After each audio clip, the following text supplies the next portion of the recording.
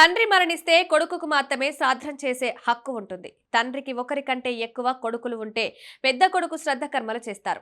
పెద్ద కొడుకు అన్ని పనులను నిర్వహిస్తాడు. అన్నయ్య అందుబాటులో లేకపోతే తమ్ముడు తండ్రి అనుమతితో తండ్రి శ్రాద్ధం చేయవచ్చు.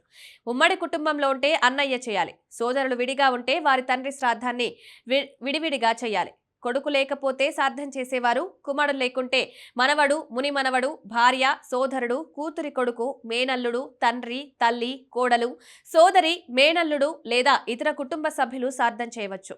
విష్ణు పురాణం ప్రకారం అతని కుటుంబంలో లేదా సపిండలో జన్మించిన వ్యక్తి మాత్రమే శ్రాద్ధ కర్మలు చేయగలడు. వీరిలో కొడుకు, సోదరుడు, మేనల్లుడు, మనవడు, మునిమనవడు ఉంటారు. కుటుంబంలో ఎవరూ లేకపోతే తల్లి వైపు నుండి ఎవరైనా శ్రాద్ధ కర్మలు చేయవచ్చు.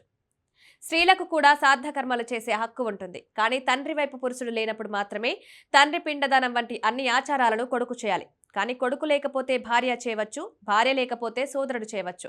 ఎవరూ లేకుండా అనాథగా మరణిస్తే అతని స్నేహితుడు చేయవచ్చు. మార్కండేయ పురాణం ప్రకారం రాజును అందరికీ సోదరుడిగా భావిస్తారు. ఎవరూ లేకపోతే రాజు ఆ వ్యక్తి డబ్బును ఉపయోగించి అతని అంత్యక్రియలు నిర్వహించాలి.